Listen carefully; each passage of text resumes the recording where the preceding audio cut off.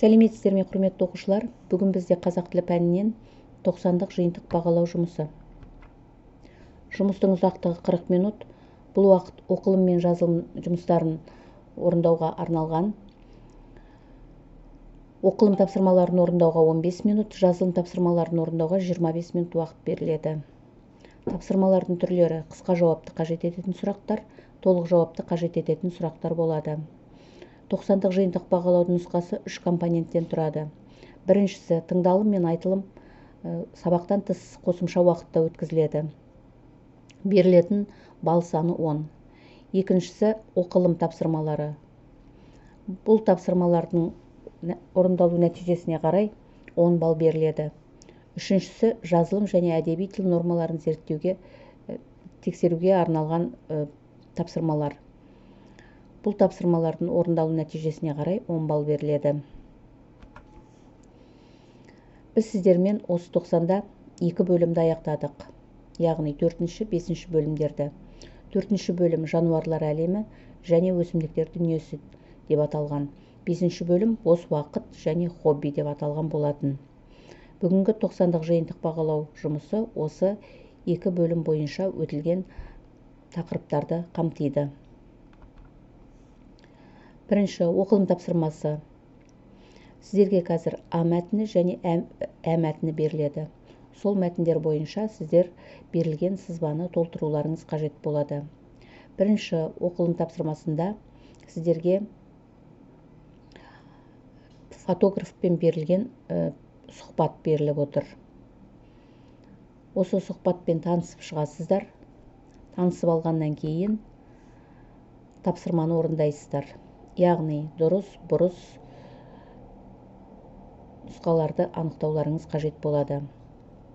Екінші тапсырмада мәтін кейіпкері сияқты сенде нақты хобби бар ма? Ол қандай іс екенін түсіндіріп, 3 сөйлем көлемінде жазуларыңыз қажет. Яғни әрбір мәтін бойынша 2 тапсырмадан беріліп отыр. Ә мәтіні, бұл жерде ақпараттық хабарлама беріліп отыр.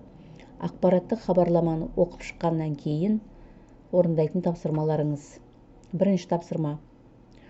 Тұжырымның дұрыс нұсқасын қосу белгісімен көрсетесіздер, яғни дұрыс бұрыстығын анықтайсыздар берілген тұжырымдардың.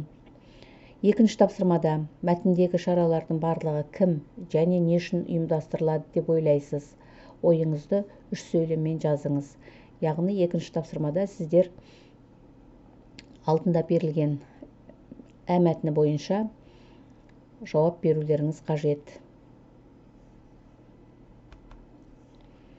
Соңында жазылым тапсырмасы.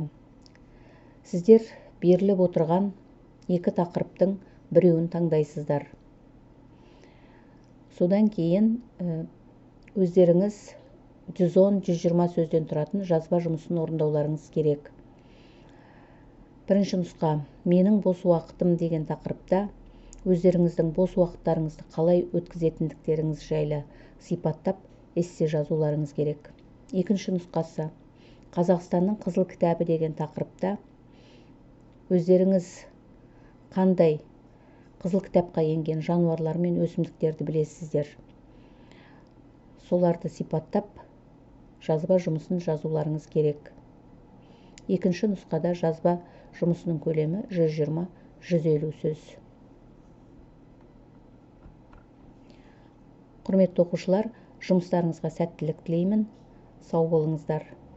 Каналға жазылуды және ұнату батырмасын басуды ұмытпаңыздар.